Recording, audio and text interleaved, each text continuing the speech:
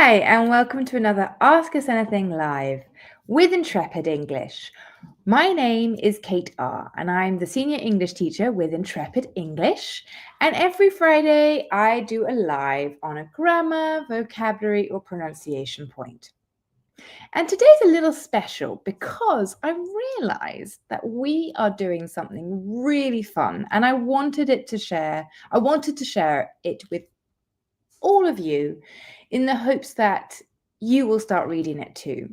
So today I want to talk about my top 10 English words by Roald Dahl.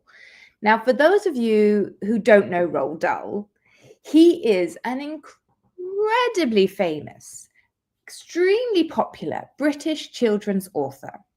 He was born in 1916 and sadly died in 1990. And despite no longer being with us 35 years later, his books are still some of the most popular English children's books. And I really can't think of many homes that don't have at least some of his books in their home. He is so famous and with good reason, because his books are amazing.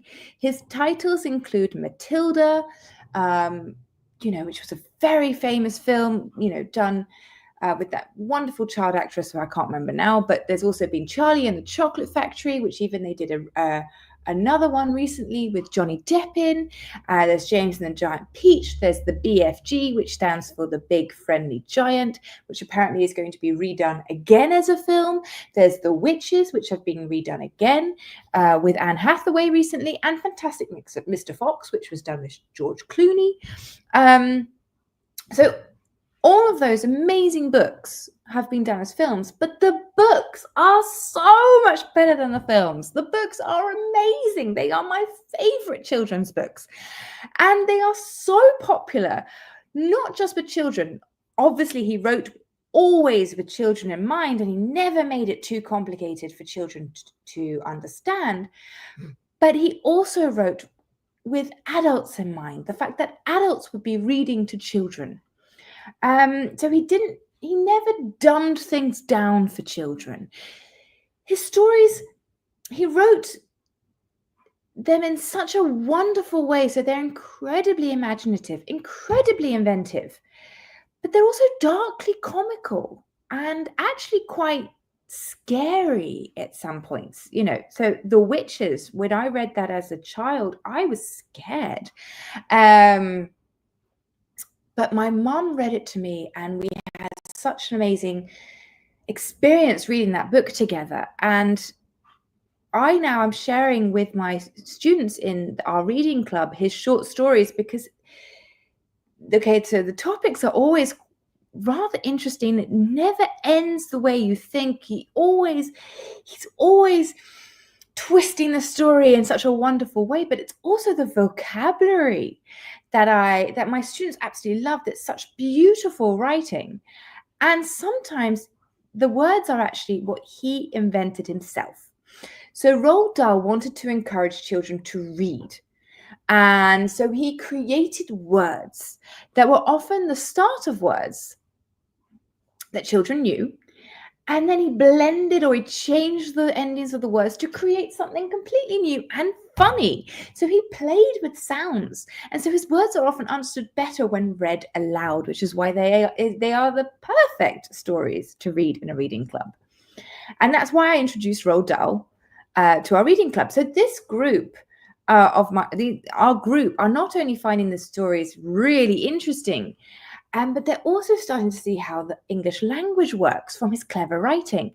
So Roald Dahl teaches us so much, but in such a playful way you don't realize. So you can learn about similes and onomatopoeias and other useful writing tools simply from reading his amazing books and learning what this brilliant author has to teach you. So I thoroughly recommend, even if you're not in a reading club, get his books, start reading them, because you will just learn so much. And in our reading club, everyone gets to practice and improve their reading, pronunciation, and speaking skills, as well as improving their vocabulary. So here is some of the vocabulary that I adore and that has become actually rather well known. And I think that now even, pretty much most British people, certainly if they grew up in the 70s, 80s, and 90s, will know this vocabulary. But I'd say even newer generations know this vocabulary because of the popularity of the films. People are then turning towards the books again, which is wonderful. So this is a classic example of how he created a word. So he took the verb to whoosh, which is a normal verb in English, which means to move very quickly. And he makes this into whooshey, which describes a very strong smell. So it's as if the smell has whooshed right up your nose. So that's what whooshey means. It's a whooshy smell, powerful, powerful smell. And then a word that has become very popular in English, and I think so many people use it, is scrumdiddlyumptious. So he took scrumptious and he took delicious and he blended the two adjectives together to get scrumdiddlyumptious, which is a brilliant word. And I use that more than scrumptious and delicious. I say, this apple crumble is scrumdiddlyumptious. And it's brilliant. It's brilliant. Then we have churgle, which is a gurgle with laughter, which I think is a fantastic word. How it's like you mixing chuckle and gurgle, and you get jurgle. Then we've got catasterous, which is something catastrophic and disastrous. So obviously something really bad. If something is catasterous, it's a disaster and it's a catastrophe all in one. Then we've got swashboggling. That's something very special. Something is very swashboggling. It's an amazing, that's a really swashboggling That's a really swashboggling present there. Really special. Then I'm sure if you've watched the Charlie and the Chocolate Factory films, if you haven't read the books, you will know all about the oompa loompas. If you're a oompa loompa, you're a creature that lives in Loompa land. And I love that he created this. And it's such the sound of those words. I just love saying oompa loompa.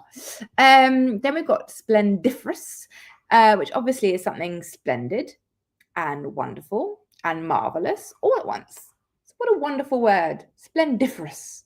What a splendiferous experience it was to go to Lapland and see the Northern Lights. Then we've got, again, one of my favorite words, and what my father used to say. So whenever he did a fart, which is obviously when, gas comes out of your bottom, he would say he did a whizzpopper rather than a fart, which is obviously from Roald Dahl. He changed because it's a whiz sound pops out of your bottom. It's a whizzpopper, much nicer word than a fart.